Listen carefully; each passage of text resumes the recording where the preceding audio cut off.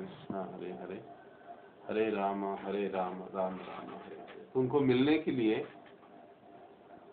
सारे भक्त अलग अलग स्थानों से जगन्नाथपुरी में एकत्रित होते हैं और चैतन्य महाप्रभु और उनके जो पर्सनल सर्वेंट है गोविंद, उनकी वो प्रसिद्ध लीला भी यहीं पर जगन्नाथपुरी में इसी माह में संपन्न हुई। सभी भक्त चैतन्य महाप्रभु को मिलने के लिए आते ना, तो अपने घर में से कुछ न कुछ तो बना कर लेकर आते। चैतन्य महाप्रभु की प्रिय वस्तुएं, चीजें, बहुत अलग अलग चीजें, पदार्थ, आचार, ये वो बहुत सारी चीजें बनाकर लेकर आते और चैतन्य महाप्रभु हर भक्त के प्रसाद को ग्रहण करते थे। भक्त वत्सल, कल परसों हमने सुना ना, भज भक्त वत्सल श्री गौरहरि। हर भक्त का वो अपने गोविंद से अपने पर्सनल असिस्टेंट से कहते कि गोविंद, अरे अद्वैत आचार्य का प्रसाद ले आओ। तो ये गोविंद, सोचो आप, इतना प्रसाद उनको पोटली पर नाम लिख कर रखना पड़ता था। ये अद्वैत आचार्य, ये मुरारी गुप्त, ये पुंडरिक विद्यानिधि, ये कोई और, ये कोई और, ये मुरारी गुप्ता, ऐसा नाम लिख लिख कर रखा करते थे। और फिर जैसे चैतन्य महाप्रभु को जिस दिन जिस भक्त का प्रसाद खाने की इच्छा होती, चैतन्य महाप्रभु उनको आवाज देते और कहते कि आज इनका प्रसाद लेकर आ, और चैतन्य महाप्रभु उसको चाहते। एक दिन ऐसे ही चैतन्य गोविंद के मन में विचार आया कि अरे इतना सारा प्रसाद तो खराब हो जाएगा, क्यों महाप्रभु इतना एक्सेप्ट करते हैं, मंगवाते हैं। कहीं ना कहीं सेवा करने के लिए इनको भी तकलीफ होती है, हमारा भी कभी कभी होता है ना, अरे कितना सेवा लगाते हैं, ये क्या जरूरत है इतना सब करने की। तो ऐसा ही कुछ भाव गोविंद के मन में आया। कहा उन्होंने सोचा, कहाँ चैतन्य महाप्रभु इतना खा पाएंगे, क्यों ये इतना सब मंगाते। पूरे चार ऐसे बड़े बड़े रूम भर जाते थे। हर साल के चातुर्मास में इतना सारा भक्त लोग लेकर आते, वो रूम भरते और अगले पूरे साल तक चैतन्य महाप्रभु उसको वही प्रसाद ग्रहण करता रहता है।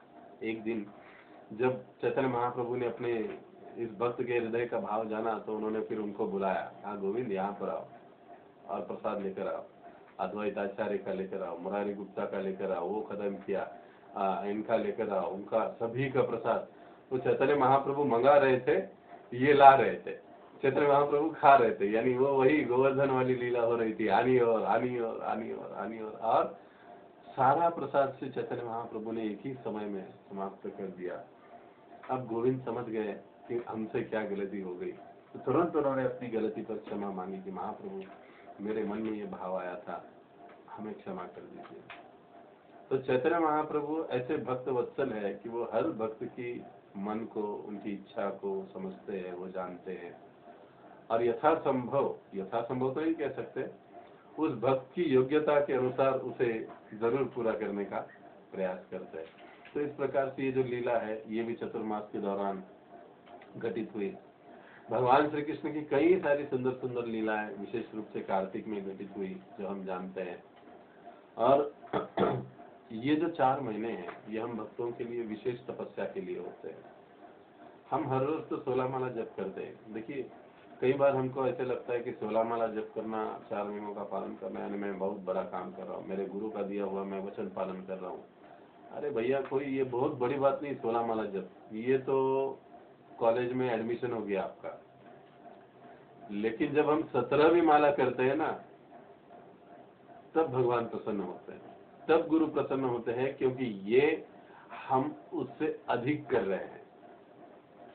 ये जो अधिक करने की जो हमारी इच्छा है, या हमारा जो कार्य हो जाता है ये अधिक का, ये हमारी रुचि को दर्शाता है।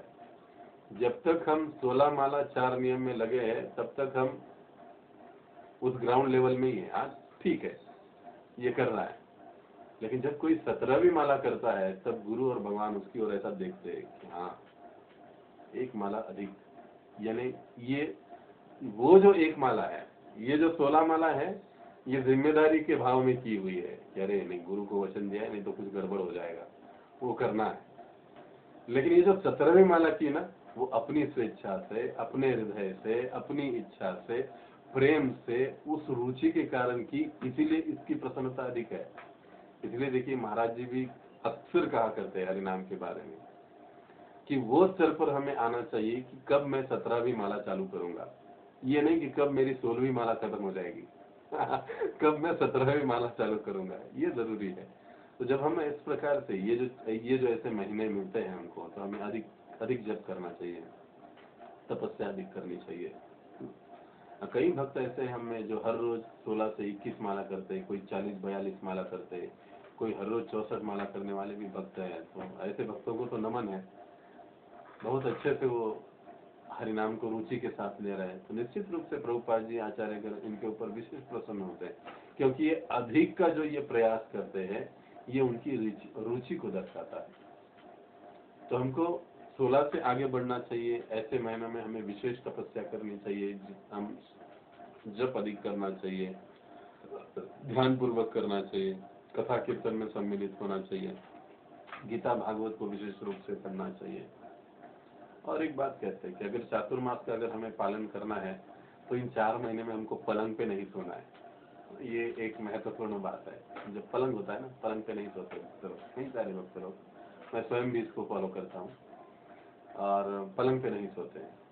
जब हम प्रसाद ग्रहण करते हैं, तो प्रसाद ग्रहण करते हुए हमें भगवान की लीलाओं को स्मरण करना है, गपशप नहीं करना है, बातें नहीं करना है। शांति से एकाग्र चित्त के साथ लीलाओं को सुनते हुए या स्मरण करते हुए प्रसाद लेना है, इधर उधर की गप्पे लड़ाते हुए नहीं लेना है। ये चातुर्मास के कुछ विधि नियम है जो हम पालन कर सकते हैं और सभी के लिए संभव है, तो हमको वो करना चाहिए। प्रभुपाद जी बताते हैं कि जब इस प्रकार से कोई ये जो प्रसाद लेने के नियम को पालन करता है, तो प्रचार करने के लिए उनके वाणी में एक प्रकार की शक्ति आती है। लोग उनके वचनों को सुनकर प्रेरित हो जाते हैं, उनको प्रेरणा मिल जाती है। तो क्योंकि हमारा प्रचार का भाव है, प्रचार का मूड है हम सभी भक्तों का, हमारे संप्रदाय का, तो हमको ये फॉलो करने का कोशिश करना चाहिए। और फिर जैसे हर महीने में एक एक चीज को, दूध दही आदि का त्याग करते हैं उस समय के लिए, तो करना चाहिए। अब इसमें भी हमको परवाता नहीं शोधना पाहिजे। दूध नहीं चलता है लेकिन खीर चलती है, दूध में कुछ मिला के चलता है। तो जहां तक हो सके, मेरा स्पष्ट मत होता है, जहां तक हो सकता है हमको ऐसे रास्तों से हमें दूर रहना चाहिए। दूध नहीं तो दूध नहीं, बस। अगला महीना पड़ा है, आप दूध से नहा लो, कोई चिंता नहीं है, लेकिन अब कहा है दूध नहीं, दूध नहीं।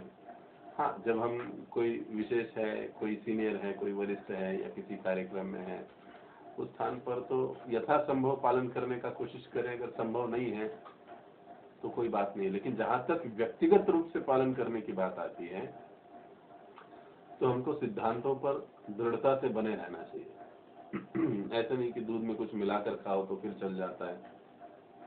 नहीं, दही खाली, सिर्फ दही खाना। एक तो महात्मा मुझे मिले, वो कह रहे प्रभू जी दही खायचं नसतं, दह्यामध्ये दही वडे टाकून जर आपण खाल्लं, त्यात मीठ मसाला टाकून खाल्लं, तो मैंने हाथ मार लिया था सर के ऊपर। ये नहीं करना। ऐसा पालन किसी काम का नहीं है। तो ऐसी चीजों से हमें बचना चाहिए जो शास्त्र ने कहा है, एज इट इज। दही वर्ज का मतलब है दही वर्ज, दूध वर्ज का मतलब है दूध वर्ज, हरी सब्जियां वर्ज का मतलब है हरी सब्जियां वर्ज। तो इसमें इन चीजों को हमें ध्यान करना चाहिए, क्योंकि जैसे हम इन चातुर्मास का पालन करते हैं तो हम भक्ति में आगे बढ़ते हैं। और हम भक्तों के लिए चातुर्मास का विशेष महत्व है, वो है हरिनाम संकीर्तन। स्कंद पुराण में इसलिए बताया गया है, तथा चैव उत्तम लोके तथा श्री हरि कीर्तनम, तथा चैव उत्तम लोके। यदि हम उत्तम लोकों को यानी भगवान श्री कृष्ण के धाम को प्राप्त करना चाहते हैं, ततः श्री हरि कीर्तनम।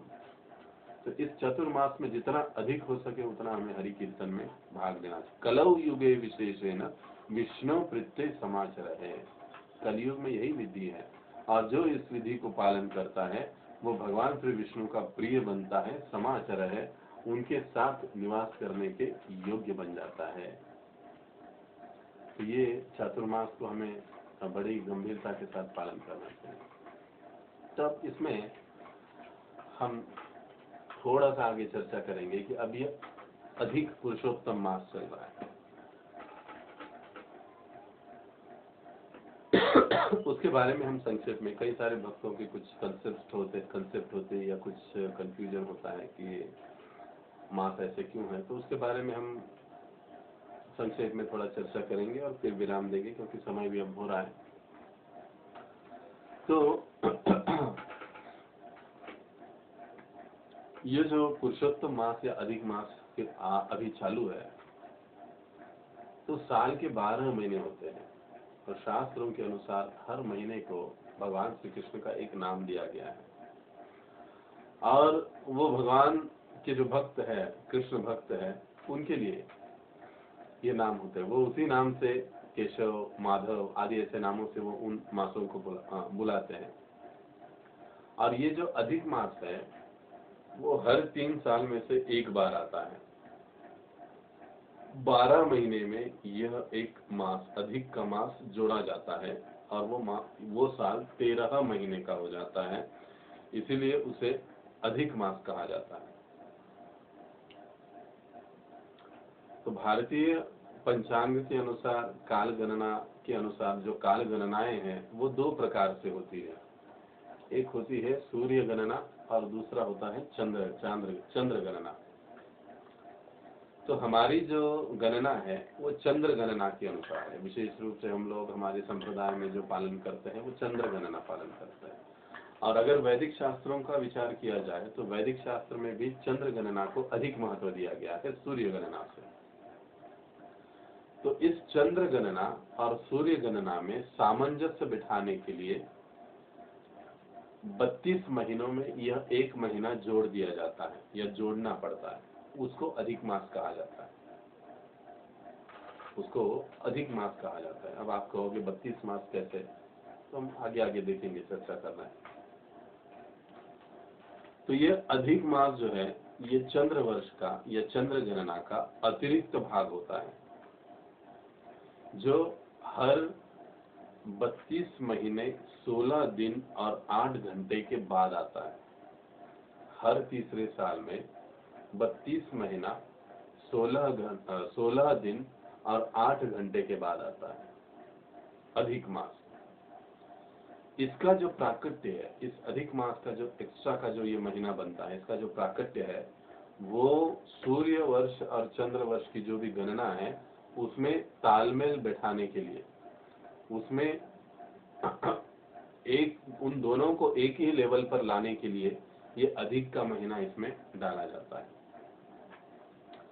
तो भारतीय जो हमारी गणना है उसके अनुसार जो सूर्य वर्ष होता है, जो सूर्य गणना होती है, उसके जो दिन होते हैं 12 महीने के दिन या एक साल के दिन, वो पूरे 365 दिन होते हैं।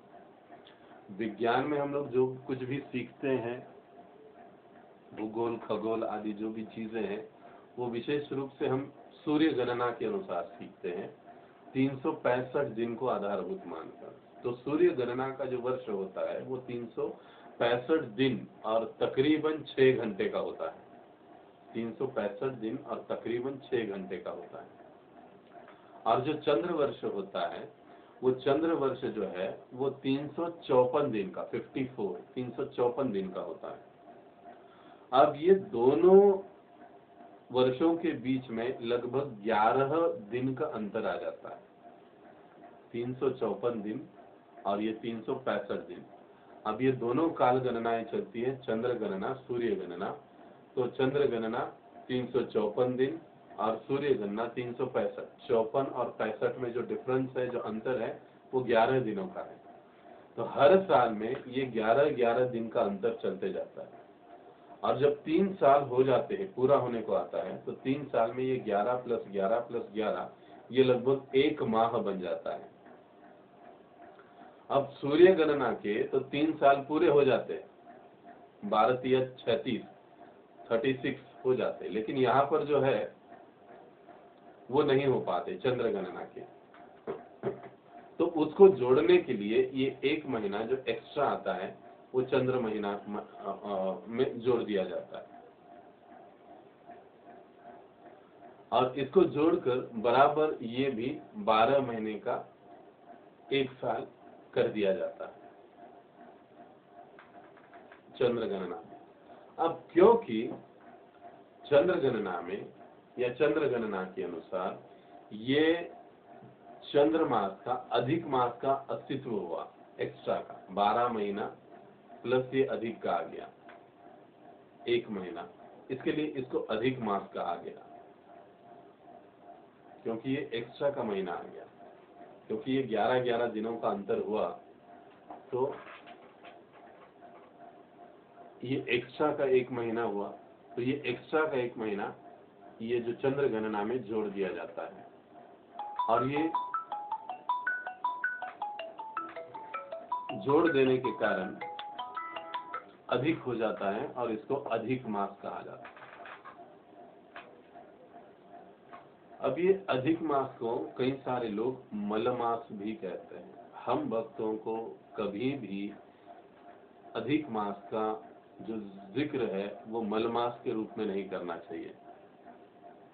वैष्णवों के लिए ये जो अधिक मास है, वैसे किसी को नहीं करना चाहिए, लेकिन विशेष रूप से भक्तों को, वैष्णवों को मलमास कह के नहीं कहना चाहिए इस मास को, या कहे अधिक या कहे पुरुषोत्तम मास। ये पुरुषोत्तम मास कहना सबसे उत्तम है।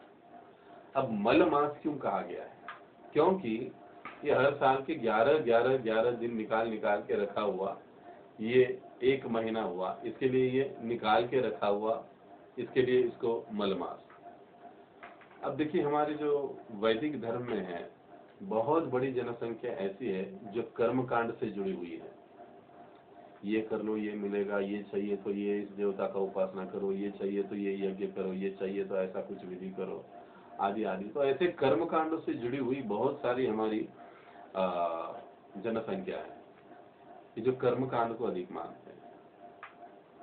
और ये लोग जो है प्रायः अपनी भौतिक इच्छाओं को पूरा करने के लिए, आकांक्षाओं को पूरा करने के लिए इन कर्म कांडों का पालन करते रहते हैं। लेकिन अब क्योंकि ये अधिक मास है और अधिक मास में समस्त प्रकार के एक जो कार्य, वैदिक विधि नियम कोई भी इस मास को लागू नहीं होता। यानी इस मास में आप भूमि पूजन, इस मास में ऐसा कोई कार्य, शुभ मंगल आदि कार्य आप लोग नहीं होते, तो कर्मकांडियों का ये बड़ा नुकसान हो जाता है। इसके लिए वो उसको ऐसे नकारात्मक भाव से पुकारते हैं मलमास, यानी खराब या अधिक वाला, ऐसा ऐसा कहकर वो उसको दुर्लक्षित कर देते हैं, या इस प्रकार से उसको अवहेलना रूप में उसको पुकारते हैं। तो इसको तिरस्कृत किया जाता है। लेकिन हम भक्तों को, वैष्णवों को ऐसे इस नाम से नहीं पुकारना चाहिए, या ये संकल्पना भी हमारे दिमाग से निकाल देनी चाहिए। अब पुरुषोत्तम नाम कैसे पड़ा? तो देखिए, जैसे हम प्रारंभ में कह रहे थे कि हर मास का अपना एक देवता होता है।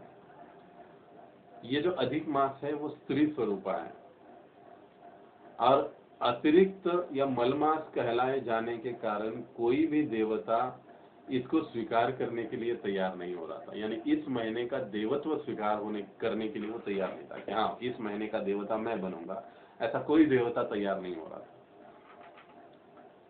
और ये पूरे जगत में इस देवी का, यानी इस मलमास का काफी तिरस्कार होने लगा। तो इससे ये जो देवी थी, ये जो अधिक मास, बड़ी दुखी हुई, और दुखी होकर अपना दुख लेकर वो ब्रह्मा जी के पास चली गई। ब्रह्मा जी इनको लेकर नारायण के पास चले गए।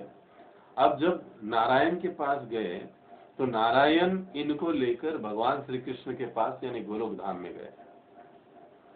अब जब गोलोक धाम में गए तो गोलोक धाम में प्रवेश किए, तो उस समय गोलोक धाम का जो दिव्य प्रकाश है, वो दिव्य प्रकाश इनसे सहन नहीं हो पा रहा था। ये अधिक मास, ये जो देवी है अधिक मास को, वो उनको सहन नहीं हो रहा था। तो वो नारायण के पीछे छुप छुप कर चलने लगी। और फिर भगवान नारायण और कृष्ण, इन दोनों का चर्चा हुआ, और दोनों, नारायण ने बात बता दी कि ऐसे ऐसी बात है, क्या किया जाए। तो ब्रह्मा, विष्णु और कृष्ण का संवाद हुआ, और भगवान श्री कृष्ण ने इस देवी की ओर देखा और कहने लगा कि देखो, मेरे धाम, मेरे द्वार जो भी आता है वो कभी खाली हाथ नहीं आता है, खाली हाथ नहीं लौटता है। आप चिंता मत करो, क्योंकि जगत के ये जो लोग हैं तुम्हारा सम्मान नहीं करते, आज से तुम सम्मानित होगी, और तुम जो है वो मेरी पत्नी कहलाओगी। मैं अपना नाम तुम्हें देता हूँ। और उस समय भगवान ने अपना पुरुषोत्तम नाम इसे दे दिया, और यह मास मुझे सबसे अधिक प्रिय होगा। भगवान को क्या कहा जाता है? दीन दयाल। जिनको कोई, सब लोग जिनको निग्लेक्ट कर देते हैं, जिनको तिरस्कृत कर देते हैं, ऐसों को भगवान उठाते हैं। इसके लिए इन्हें कहा जाता है पतित पावन, दीन बंधु। तो देखिए, जिनको कोई नहीं स्वीकार रहा था, भगवान ने उनको कितना ऊंचा दर्जा दिया, पत्नी बना लिया, अपना नाम उनको दे दिया। और ये मास भगवान कहने लगे कि मुझे अधिक प्रिय होगा, इस माह में जो भी विशेष रूप से मेरी भक्ति करेगा, मैं उसे अवश्य रूप से प्राप्त होऊंगा। ऐसा भगवान ने उनको कह दिया। ये सुनने के बाद तीनों बड़े प्रसन्न हुए, और तभी से इस अधिक मास को पुरुषोत्तम मास के नाम से जाना जाने लगा। तो पद्म पुराण में भी अधिक मास का महात्म्य वर्णन होता है। श्री कृष्ण द्वारा भगवान श्री कृष्ण द्वारा युधिष्ठिर को, कि कैसे अधिक मास को पालन करना महत्वपूर्ण है। और द्रौपदी को जो भी वनवास में तकलीफ हुई, तो उसकी एक संक्षेप में कथा आती है। आई थिंक 7 तो बज रहे हैं। तो माता द्रौपदी को भी इस अधिक मास को पालन करने का उपदेश दिया गया था, जिससे कि वो इन कष्टों से बचे। और माता द्रौपदी ने इस अधिक मास का पालन किया, और हम देखते हैं कि कुछ ही समय के बाद उनका समस्त ऐश्वर्य उनको पुनः प्राप्त हुआ। ऐसे बड़ी विस्तारित कथा है। इसलिए ये कहा जाता है कि अपने उद्धार के लिए हम लोग जितने उत्सुक है, उससे ज्यादा भगवान उत्सुक है। इसके लिए भगवान इस प्रकार की अलग अलग योजनाएं, विधियां हमको देते रहते हैं, और हम सभी भक्तों को इसका लाभ उठाना चाहिए जितना अधिक। जैसे होता है ना, कहीं पर अगर सेल लग जाए, किसी स्थान पर, किसी मॉल में, किसी जगह डिस्काउंट, सेल सेल सेल, तो कैसे सब लोग वहां पर ऐसे झुंबड़ लगते, एकदम ऐसे टूट पड़ते हैं उस चीज पर, उस स्थान पर, उस जगह पर, क्योंकि अब ये एकदम सेल में मिल रहा है, इतना एकदम कम दाम में मिल रहा है, इतने कम दाम में वापस कभी नहीं मिलेगा, तो अभी ले लो। तो ठीक उसी प्रकार से इस चातुर्मास में, विशेष रूप से पुरुषोत्तम मास में, भगवान अत्यंत प्रसन्न होते हैं।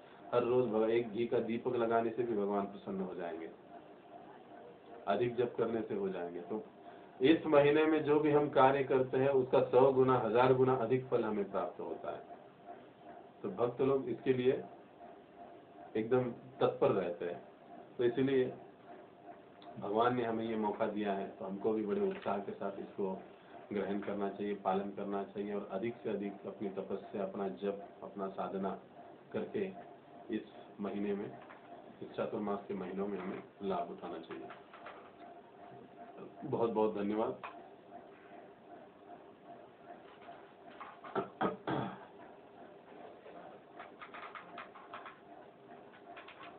तो यहाँ पर हम रुकेंगे। कोई प्रश्न है किसी का?